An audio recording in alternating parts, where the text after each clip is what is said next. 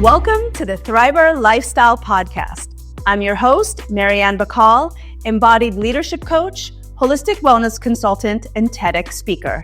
I'm on a mission to empower individuals and organizations to thrive from the inside out.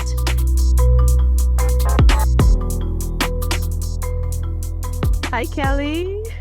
Hello, girl. So good to be here with you. I know, long time no see or hear since I moved from Miami, and I missed you. I always love our conversations. So when I thought about the theme for this season's podcast, Goddess Rebirth, automatically you popped into my head, and then I think the frequency knew because I saw one of your posts on Instagram remind me to reach out. I was like, yes. So I reached out because, just really having this conversation, and we've had these talks about all of these topics. But before we dive in, for those who don't know who the amazing Kelly Brogan is and don't follow her, can you give us an intro about kind of what you do and what led you here? Yeah, I mean, the subject of rebirth couldn't be more on target for me because that's probably what I've been up to serially over and over and over again for my entire adult life. I think I probably came here to explore like polarities because I have a very extreme commitment to my beliefs when I am, in a certain worldview and in a certain mindset. So, I went from like very, very conventionally minded allopathic clinician. I was trained as a psychiatrist, and I believed so much in that model and so much dismissed everything related to alternative, quote unquote, medicine that I actually specialized in prescribing to pregnant and breastfeeding women.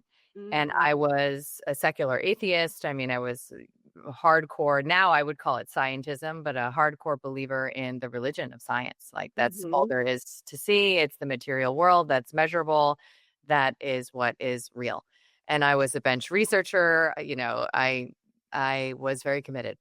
And it wasn't until, and this is pretty common in, the sort of medical world, that when we as doctors bump up against the glass ceiling of what our profession has to offer, we end up like, forging this path into the rejected territories. So it wasn't until I was diagnosed with Hashimoto's thyroiditis, so very common, quote unquote, autoimmune, because I don't believe that the body actually attacks itself any longer. However, that's, the reference point. I was diagnosed postpartum my first pregnancy at about 10 months postpartum on like a routine physical. And I just had this sense, like, even though it was fine for me to prescribe to all these other women every single day, that I didn't want to take a prescription for the rest of my life. I also knew that none of these women who were diagnosed with thyroid imbalance ever really felt better when they were even totally compliant with their Synthroid or whatever it might have been. So I went to see a naturopath, which is quite amazing because my higher self must have been like, and you will be doing this, listen at all, that I would do that. Other than that, I knew I could have prescribed myself the treatment, quote unquote, but it wasn't aligned with my preferences. Maybe it was like a sacred laziness. I'm not sure, but I went to a naturopath. I chose just the right one because she was very academic. There wasn't like sage and crystals. It was nothing like that. It was, she talked about science with me. We talked about, gut brain connection. And this was, 15 years ago. And I changed my diet because of her. Now, I was raised Italian American, like bread and cheese and, milk and whatever. That's processed food was completely what I subsisted on. And in fact, I had like a candy addiction. I used to work in Bellevue Hospital in New York City. And at the gift store, they would know my order. Like they would have it waiting for me when I would come in, and it would be white chocolate Reese's peanut butter cups and a dark chocolate Snickers and a Twizzlers every day. That's what I ate at work. So I was not attuned to nutrition, diet. To me, it didn't matter. In my medical training, it didn't matter. We literally didn't learn anything about the role of nutrition. And so when I changed my diet and I saw in black and white on paper that my antibodies had resolved, that my TSH had come into range, You would think I was like really psyched and Mhm. celebratory, but something, and now, of course, I know so much more about, the psychodynamics of parent child Mhm. energies. However, so now I can look at it and be like, oh, that was my rupture with, with the parentified medical system. But at the time, I just became absolutely enraged, like unhinged. Mhm. And I decided, that I was going to understand why this happened. Like, how could it be that changing my diet had anything to do with this outcome? How was this outcome possible? Like, I was only ever taught that, these conditions were recidivistic and persistent, and there's nothing you can really do about it other than to take your meds. And I was like a very diligent student. I paid attention. So Mhm. what the fuck? I decided to dedicate, I don't know, thousands of hours to researching what I hadn't been told, both about the potential mechanism behind this outcome. Like, how did this happen? Why physiologically could changing my diet, because that's pretty much all I did. Why Mhm. could that have The happened? food is thy medicine, right? As we know. Yeah, not what I learned.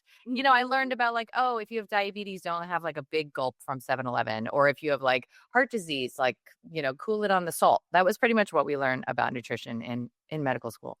And Yeah. it's considered, very secondary to anything that's causal, which is fundamentally your bad genes and your bad luck, right? So Mhm. I wanted to understand what happened, and I also wanted to know, more about the treatment that I would have otherwise been taking, right? So that led me down the path of researching pharmaceuticals more intensively. And I was given a book at the time, because of course this is how life works. A colleague of mine who's a therapist gave me a book called Anatomy of an Epidemic by Robert Whitaker. And he's Mhm. an investigative journalist. I read this book only because I was in this state. I would have thrown it in the garbage had I been given it 6 months prior. And in this book, he exposes 16 non industry funded studies, essentially make the point that it is medications, psychiatric medications, so antidepressants, benzodiazepines, mood stabilizers, that these medications are responsible for what we are calling mental illness disability. Because we have more prescribing and more disability, right? Instead of the inverse proportionality, like there should be more treatment, less disability, right? Yeah. And so he went into this investigation with the hypothesis that these medications are actually driving this problem. Mhm. And so when I read that book, the powder keg was lit. And I took out a huge life insurance policy and I wrote what turned out to be a New York Times bestseller with an exploding pill on the cover, exposing the industry, that I Mhm. had trained in. And I became like a righteous bitch activist for 10 years after that, railing against the pharmaceutical industry and dedicating myself to like saving women from the clutches of the medical system, be that Mhm. in the context of birth or with regard to their moods and cognition and behavior in the psychiatric realm. But then it also expanded into other areas of so-called chronic illness because I developed this protocol based on my experience and I started to apply it to my patients. And I started to witness outcomes that had nothing to do with my specialty. So, like resolution of lupus or inflammatory bowel disease or asthma, things that like I had no special training in. And I had my patients coming in months after beginning to make these lifestyle changes, telling me that their other clinicians were verifying that they no longer had met the diagnostic criteria. And so that really continued to fuel my fire, that there's Yeah. more to the story about, what so-called illness is, what the nature of resolving symptoms could consist of, and why it might be that we are told a very different story, than we're ever exposed to. And so I spent a long time really angry and honestly in my victim consciousness as Mhm. the savior, right? So I Mhm. have a lot of thoughts and feelings about activism at this point. And it's not that I didn't help people perhaps at that time. And I ended up publishing a lot of medical cases and a randomized trial, and we have tons of testimonials, and they're beautiful and inspiring. And I got to a point around the time where my mentor died, Dr. Nicholas Gonzalez in 2015. that I was really brought to my knees. So that was like one of many a dark night of the soul that I went through that Mhm. compelled me to reevaluate what I was doing and why. And yeah, over the course of that experience and then, my whole very dramatic romantic history that I really began to do the deeper inner work of taking more and more and more responsibility for my experience as a woman in the world Mhm. that I had defined as unsafe, right? I Mhm. started to become interested in how I could no longer focus on changing things on the outside so that the world felt safer for me and my daughters, but actually doing the work on what I could control to generate safety inside. And that's when my Mhm. embodiment journey really started. And I began to focus more on the role of childhood trauma and these patterns that we encounter relationally in our Mhm. experience of unsafety in the world. And I can look back and really see like, yeah, it makes sense that I was looking through this lens and seeing evil, seeing darkness, seeing badness, seeing judgment worthy enemies all over the place as an Yeah. activist. And that's completely changed for me to the extent now where I don't even know what's going on in the world. I literally have no idea. Like, don't ever ask me for anything related to politics or world events because I'm not your girl. Like I'm very focused on the hygiene of my everyday relationships and making sure that I don't have any unspoken sentiments that I, feel clean and clear in every dynamic that I am cultivating, including like with my cats, and my Mhm. home and, my lived reality. So it's been quite an arc, I would say. Yeah. Yeah, I love it.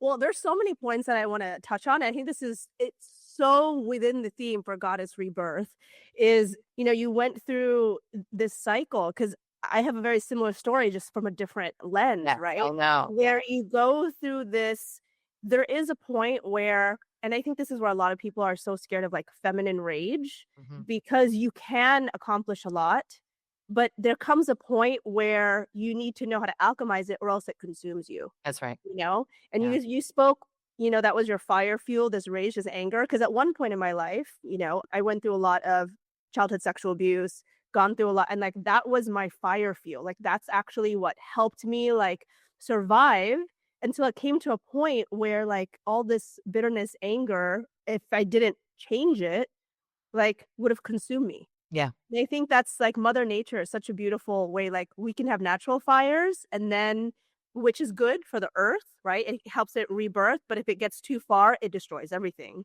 Yeah. So, it's like this, like, journey of realizing that if we continue on this path, like, it is purposeful until it's not.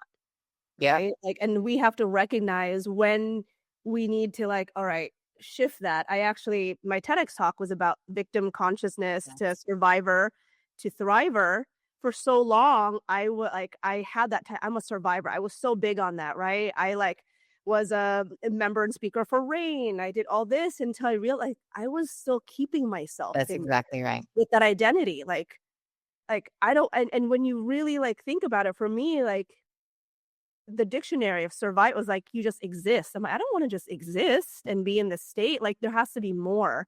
And I think that's what and I see it in a lot of movements. I think it's great, and it's like, what more? Like, you're also keeping yourself stuck in that, right? Because there's so much more you can birth when you're not in this survival, like, angry state. Like, there's so much beauty after.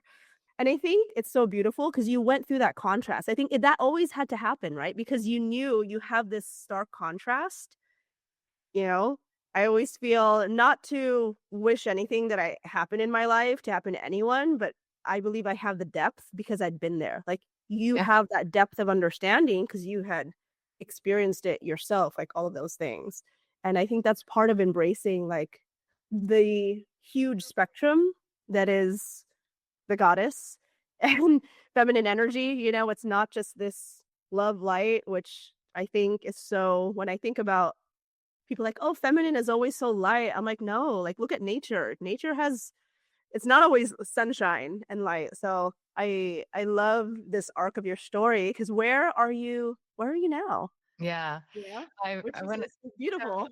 When I first learned about you and your path, I recognized that you also could see the role of like dynamic consciousness in Mhm, one's story, in one's experience.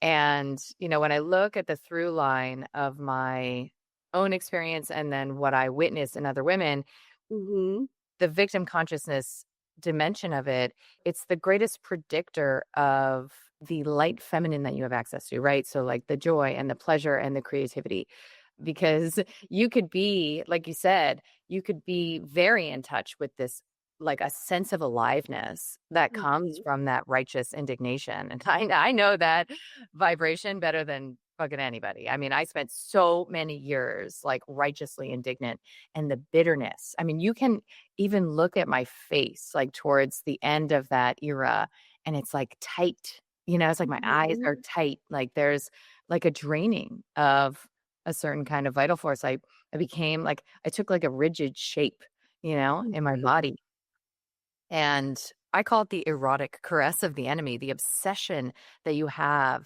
with the wrongdoer outside of yourself, right? Like, the mhm, sinner outside becomes like an erotic drain of your life force, right? mhm, Where yeah, this sense that there's something actually bigger than you that's outside of you.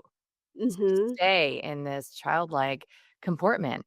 And when you get to the place where you're done fixing the world, right? Because most activists have no idea what they want. They don't have a relationship to imagination, to desire, right? If mhm, somebody had asked me at the peak of my, activism career, like, well, what would it actually look and feel like, Kelly, if you got exactly what you want? I would have no idea. All I would mhm, know is that I was out for blood, like figuratively. I was out for mhm, the punishment of industry, of big corporate or government or whatever you wanna yeah. say. That's how I got into being a pro dom in the first place because I was so angry. Right? That literally, I was like, I wanted to be, and then that experience actually taught me, like, so much went completely different than what I thought it would because I felt really sorry for men after that experience. Mm. You felt compassionate, I yeah. felt so like I saw their little boy that I had never seen before. I actually had a similar it's interesting that you're saying that because in 2016, because I've always identified as a feminist, like, from a little girl, I was like, a matriarchal feminist, and my mom Mhm, really instilled in me a lot of that belief system that I can do, like, science, stick with science and math, like, you can do what any man can do, always be financially independent, and so I have my entire career been oriented towards aligning with women, supporting women, and in 2016, I put out a blog on home birth, of all subjects, and for whatever reason, it tripped like a troll wire. And I experienced what I now understand was probably like a pharma funded, wave of attacks and mhm, this outlet called Jezebel, which seems like, some, grassroots feminist media centers, highly pharma subsidized. Anyway, whatever. I had like literal death threats with aerial shots of my home because of this blog. I mean, it's amazing. Of all the subjects, it's probably one of the most polarizing, interestingly. The context is that I was like, "Wait, I thought it was here for you ladies. Like, why are you the ones attacking me? This is crazy. yeah, Feminists are attacking me." And I went on the Joe Rogan show around that time. And of course, he has like a huge male audience, right? So then we got all mhm, this feedback from men who were helped by the message of what I talked about, bought my book for women, you know, because of that show. And it was this combination of factors that softened me just a bit. It would be years before I actually started to do the work of ending the war with men. Just softened me a bit to where I could like actually perceive and remember that I live in a world with men. Right? Like, mhm, my militant feminist perspective really siloed me, and it wasn't until, like, those 2 variables came together that I think I also started to access a bit of what you describe, right? Like that, mhm, "Oh, you're not actually the enemy," as it turns out, right? There's more to the story here. I don't know what the story yeah, is, but there's more to it, and it was actually probably much later through the BDSM world myself that I began, and my teacher, Rapani, that I began to really understand that I could make the world safer for me as a woman Mhm. if I learned the art of polarity and complementarity when it comes to men and women and how different we actually are, and resolve the competitive impulse, right? And Yeah. so he taught me a lot of simple things like, what it would be to no longer speak ill of men, like what it would be to understand the value of respect shown to men. Mhm. Like, what is it to no longer imagine that I know better how a man should be a man? And that was a big one Mhm. for me. Yeah, Yeah, yeah. it's like a very common codependent reflex is to imagine, that we know better, how somebody else should be, men and women, how they should be living. And to really resolve that also led to the resolution of a lot of my activist impulse because I used to think in absolutes. I used to think like, well, of course, a baby should be born this way, raised this way. Of course, like pharma has no role in, anybody's life. Of course, this, of course, that. And the truth is, it's none of my fucking business, first of all, what other people are doing, and I really don't know better. I do not know better that, a child should not be having an experience that is brought to them at the hands of their own parents. Like, I don't actually know better because we have all sorts of adverse experiences, as you've referenced, that Mhm. end up yielding very specific expansions, right? That wouldn't have Yeah. otherwise been available. And that's called humility. It took me a long time to make contact with that. And thankfully, it was just in time for my own, teenage daughters for me to really not biff that one and imagine, that I know better how they should be as women and create like the same rift that so many of us as teenage daughters experienced with our own moms, that individuation nightmare. And I feel really, really blessed that I was brought to my knees so many times that I've rebranded in many ways, like what it is to be a mom to teenage girls. And it's like the most epic, most wonderful, most joyful aspect of my entire life, and Mhm. that's And I've seen you with your daughters, and it's yes, beautiful to you have. witness. And it really comes into, that saying that, like, when you heal 7 generations before and Mm, 7 generations after. Like, mm, it really does make such a huge difference. I always say, like, if you wanna raise conscious children, become a conscious parent. That's the only way. Like, you can't say one thing to them and then act differently because energy doesn't lie. Right? And so, yeah, well, when you talk a lot about these things, like I grew up here in America, but I am Asian, and I'm seeing the Western world is just so like individual, like so separatist yeah, versus like if you go to Eastern medicine philosophies, it's like it's more holistic. that's right. And there was a lot of things that I grew up on that when I went to school, college, that I was like, oh, that's so like and it kinda came full circle. I was like, "Oh, that's not, like, scientific, that's not what it is," and as I've gone through my journey, I'm like, "Oh my gosh," it's like I'm back to where it all began, like, teachings from my grandmother, my Right? mother, all these things that actually like, "Oh, okay, this actually makes really a lot of sense because everything is connected. It's not just this one thing and how the symptoms even that you feel can also be because of things that are energetically happening in your life. Like they ask like in TCM and just in more ancestral like ways that we have it in Filipino teaching, they ask other questions like what else is Mm, going on in your life, right? Like which is so key because you had mentioned earlier about you had patients, they did one thing and then other things got healed and yeah, changed. And I think like it's this I don't know, I just feel it's so cyclical.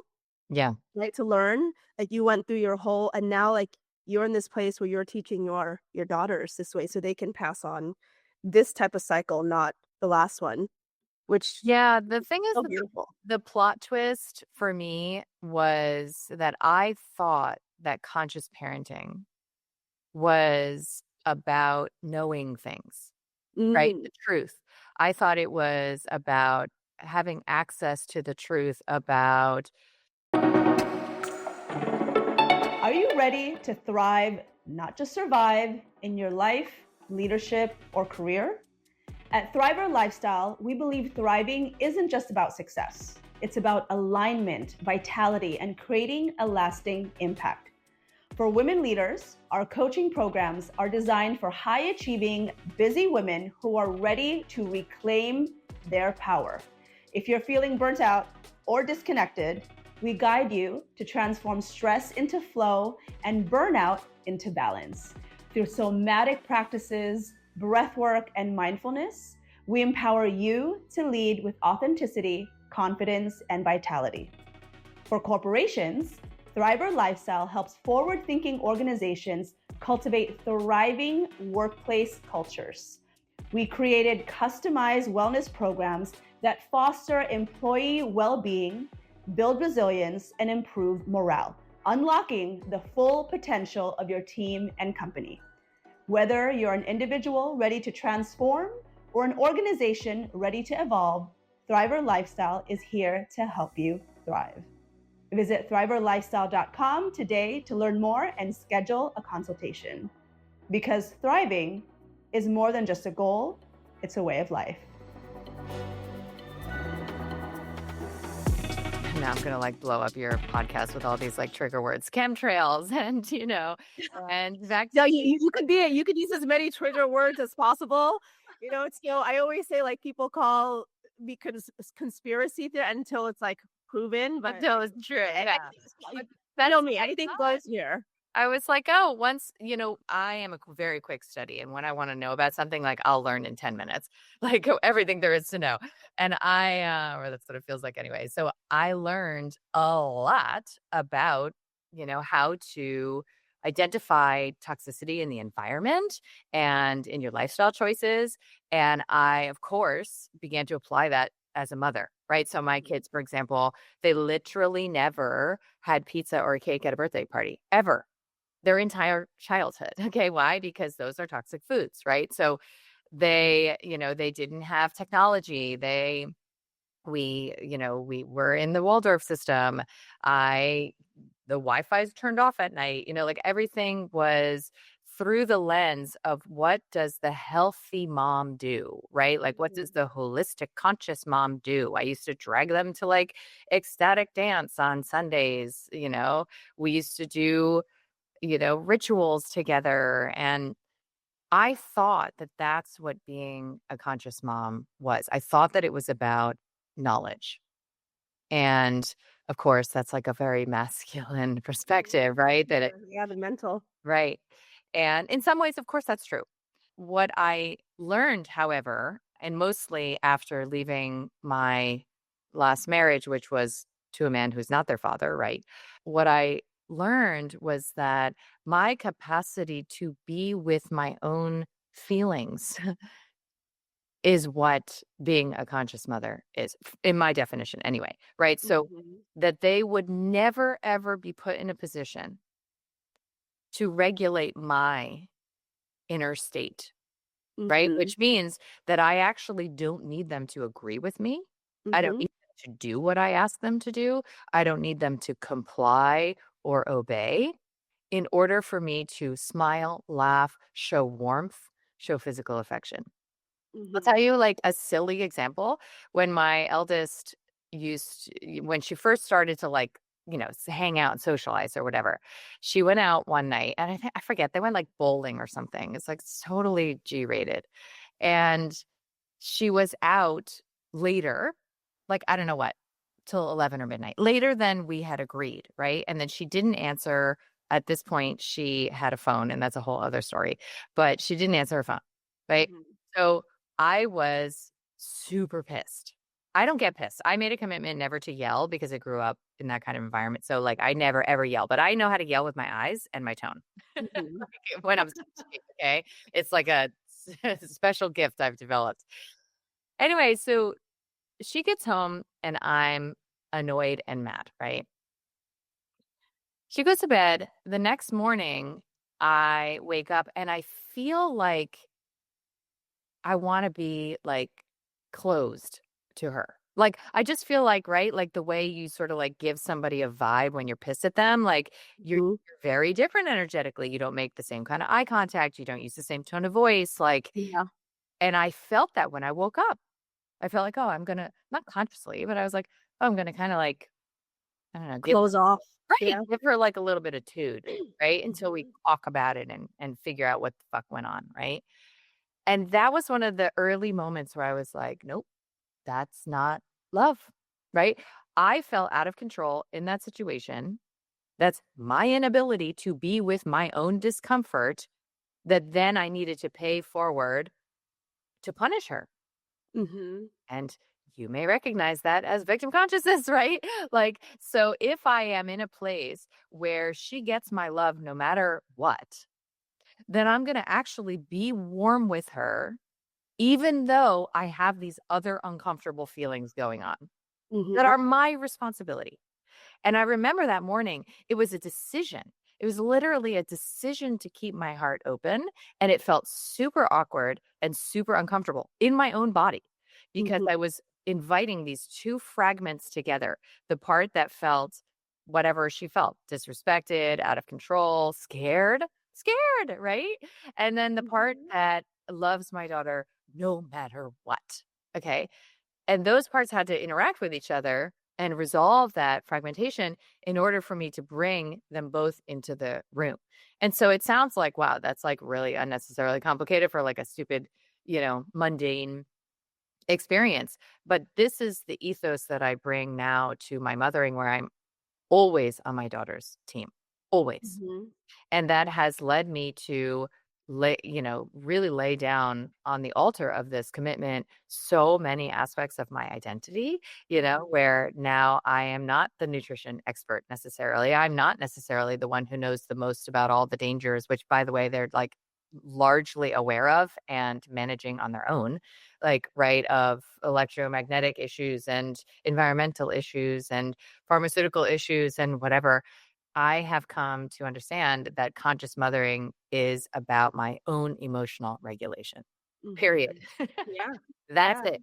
And not knowing better and really resolving a lot of the reflexive authoritarian bullshit that would suggest like they owe me anything, Mhm. literally anything. And I'm a big family constellation believer. And that's taught me a lot about hierarchy. Like my daughters don't owe me anything. They can thank me for life. That's it. They don't owe me clean dishes. They don't owe me a clean room. They don't owe me respect. They don't owe me anything. This is Mhm. my philosophy. And it has served me to remember that, because Mhm. I can see them as separate women from me. Mhm. And it's awe-inspiring. Like it's awe-inspiring to take them in as separate individuals, which I don't know that I would have been able to really even like perceive them that way had I Mhm. not begun to like interest myself in how I might have been wrong about my perspective on mothering as like, this awakened woman, whatever. Yeah, it is actually that deep. When you said earlier, it's not, it is actually that deep because that takes so much self-awareness that most people don't have. Last year in the transition, I was really kind of like went into I didn't have I have a different story, like, my partner has a young daughter, so I didn't really have that, like, runway period into it, and I went through a lot of triggers that I didn't know I would go through, Or yeah. from my own experience as a child, and one of the things I really learned, and I'm so grateful that I was doing my somatic theta certification at the same time because it really forced me to, like, help me regulate a lot of things that were coming up, the anger, the rage, the injustice, the unfairness that gone through, and at the same time, having those dual emotions and feeling so much love for seeing the innocence of what should happen. Like, I was dysregulated for a while because I had all these emotions happening at the same time and surrounded by it, and yeah, it's the amount of work energetically I had to do to really, like, 1, take care of myself, like, mother myself, also not trauma dump on, like, "Why are you doing this?" Because that was my experience, doesn't mean that's their experience, it was a lot, and so I know how much it takes to be able to, like, have those and not put that on someone else, because it's a lot of shit that's going on with you, and I think that's a skill that not many people have or even know that it's something that they should. Right. Exactly. I think it's the latter. Like if you had told me as a young mom, I wasn't a young mom, but when I was first a mom, the most important skills for you to learn that will make you not only like more connected to your girls, but actually allow you to have a more joyful experience as a mother instead of a resentful and bitter experience. If you had told me like somatic awareness and tracking capacity and prioritization of my own inner experience, like that would be it, I wouldn't even have understood what you meant, Oh right? yeah. In a zeitgeist, right? Yeah, We're in a totally. zeitgeist where now we're starting to see like, oh, right, the discomfort that I feel in my body is my fucking responsibility. Hmm. Only mine, not my Yeah. partner's and not my kids.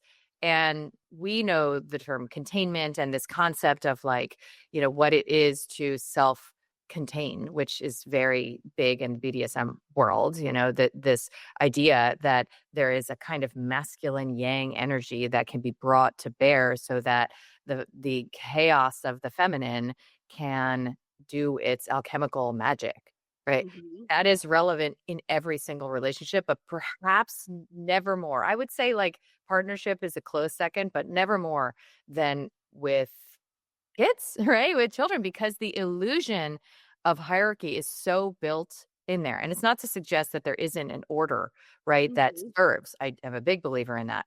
But to suggest that you actually always know better and that the knowing better should drive your decision making, it's Hmm. only going to be a recipe for disconnection from the very, beings that you're longing to feel, some degree of union with, if not complete intimacy with. Yeah. And I just like I just didn't know that. So that's why I'm so passionate about like scratching the record of how we are mothering and how we Hmm. are parenting, and just simply to suggest that if the priority is that you stay with your feelings and you carve out literally 60 seconds, 90 seconds to, I call it entering through the upset, to enter through the upset when it is that you're triggered, you're going to be able to access those soft feminine skills of quiet and slowness and the intuitive, perspective on how you can create connection Hmm. so much better than if you are in your reflexive, like, just do this, do that. We can't control other people's behavior. We literally Yeah. cannot control Yeah. people's behavior. It just doesn't work. And for me, like I have a big, big know-it-all part, right? Like a huge dimension of me that thinks I know it all, thinks I know better. Hmm. And again, another pivotal moment with my daughters was like, I don't know, I like probably saw it on social media or somewhere I came upon this question that is really helpful to ask kids, your kids, right? Which is like, is of a certain age, obviously. My kids were tweens at the time. So like, is there something that I've done that you are still upset about? Okay, so I was like, oh, I'm curious, whatever. So I asked my girls this question, and my eldest responds by, I don't know if it's like text or email or whatever. And that was, a moment of grace because I really needed the privacy, to really internalize that and work with it before responding. So she tells me a story about when I had a big cataclysmic meltdown with my family of origin in 20, Hmm. and we moved down to Florida from the Northeast largely because of it. And she tells me a story where I am actually like the villain responsible for that. And I was the one who acted selfishly, and I was the one who, disrespected, my parents or whatever from her perspective. Hmm. Meanwhile, in my story, hello, I'm the heroine. Like I am the one who harmonized everything, who brought out things into the light that were festering, and I saw myself as literally the heroine of this story. And so of course the reflex was like, oh, I'll just get her to see. Like she just doesn't know. She just doesn't know what happened. Like this is actually what happened. Hmm. And because I had this built-in pause before I was going to talk to her, I was able to meet this part of me that actually worries that I've like really fucked it up and failed as a mother. Hmm. and that maybe she's right. Right? Because, of course, it's not going to be upsetting if there isn't a part of you that agrees. Pretty much by definition, that's my perspective anyway.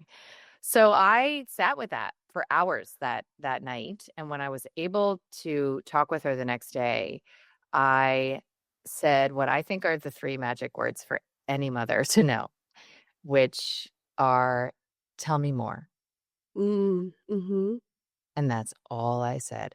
I didn't say a damn word. Not one. To this day, I have not.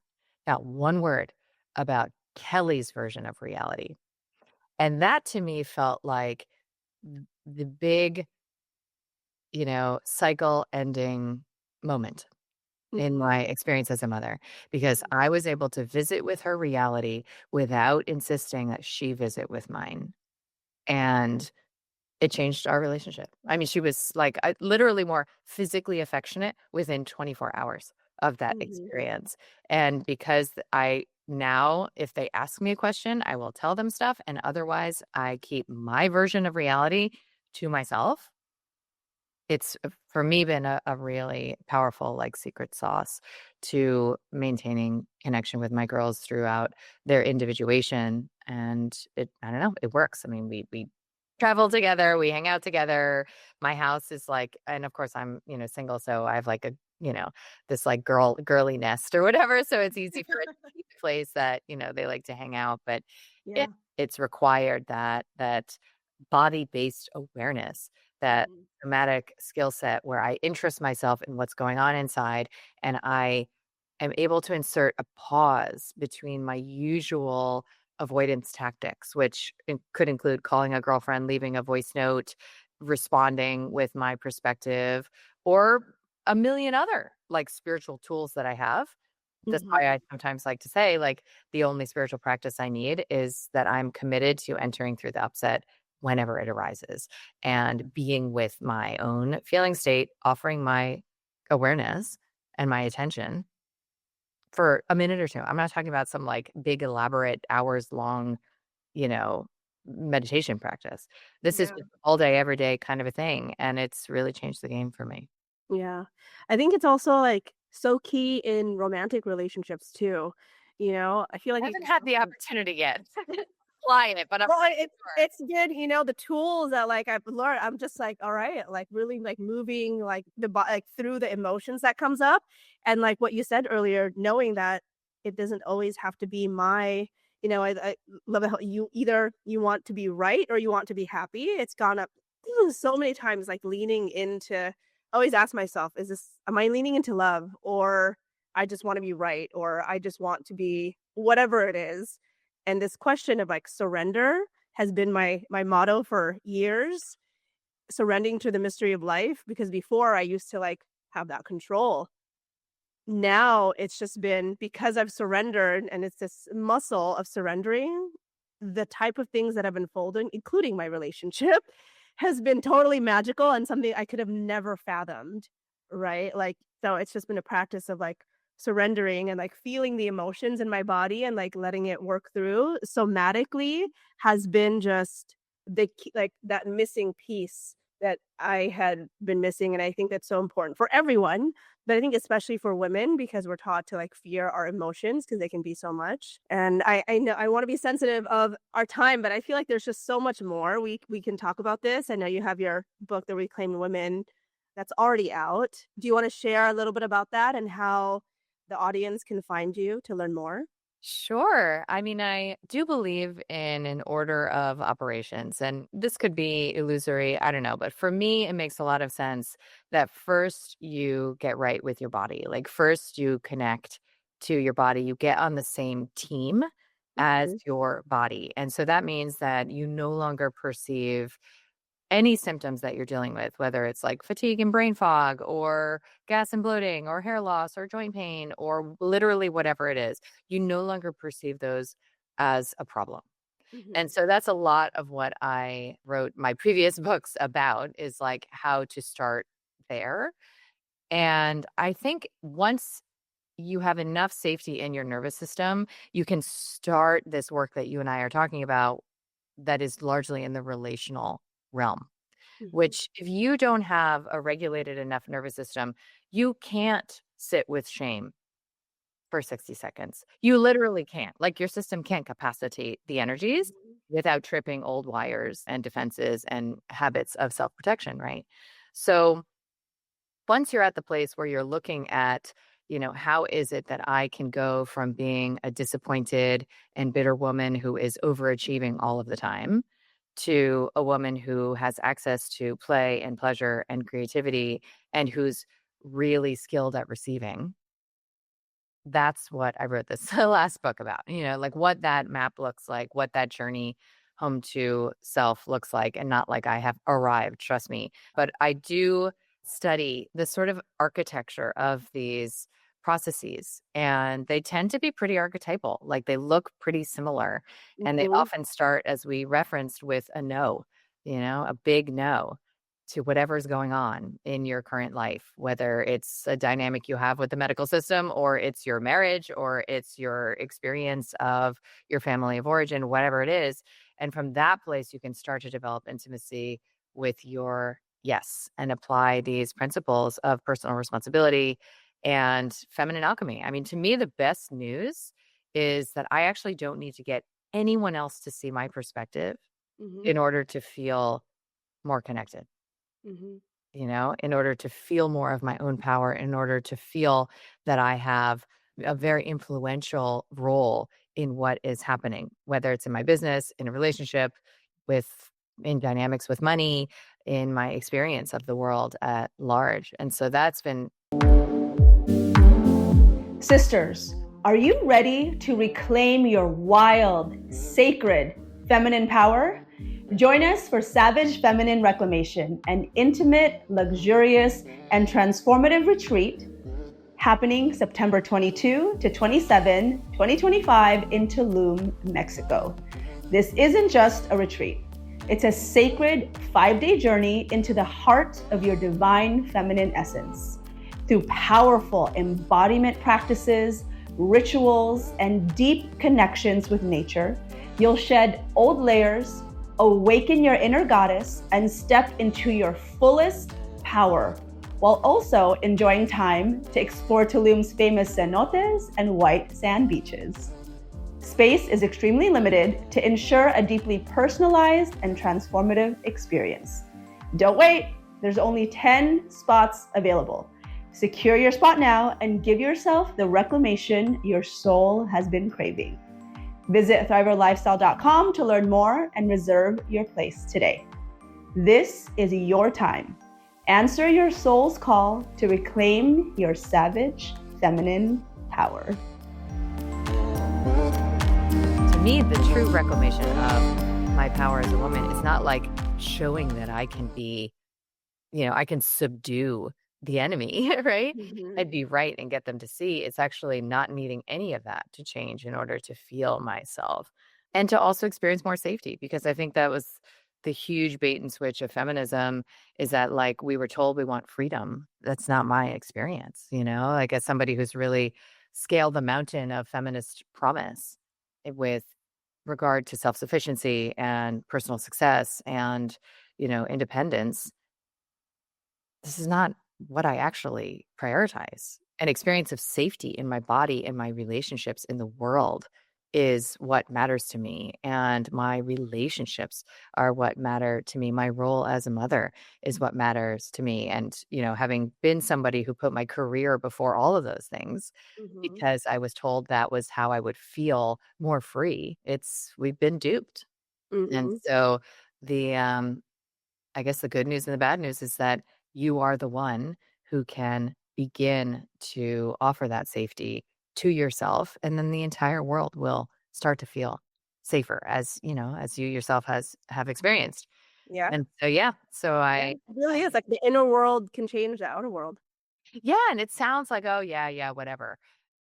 And you don't really have another choice when it comes to your relationships. You can Mhm. try to equate love with control, but it's not gonna ever offer you the feeling that you're yearning for, right? Mhm. Which is connection, to feel belonging, to feel your heart open in a flow of energy between you and that person or whatever it is. And so, yeah, resolving a lot of these myths is, for me, it's like my favorite thing to do is to really expose how we might have gotten it wrong. And because I've done that so many times with myself, I think I'm pretty good at this point recognizing when we are in an old story that wants to be reframed and refreshed. And then once you do that, like, it's actually fun. It's delightful, like, to be in a new terrain.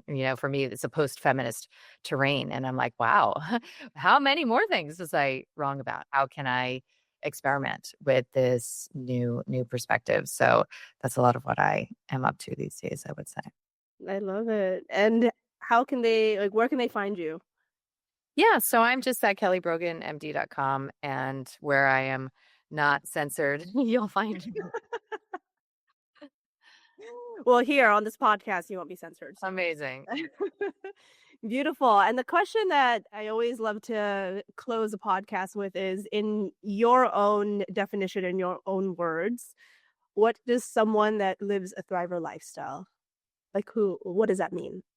I love this question because I use in my process the word vital to mean exactly what you're describing. And I think I've come to at least the preliminary conclusion that, let's say, a woman who is vital, a woman who is thriving, she guards her energy, right? And it's her most precious asset. So she's not going to be wasting it on blaming, on defending, on convincing, on proving. And as you and I have discussed, like, what arises, like the epi phenomenon, is that she has all of this energy, all of this vital force to play and create with.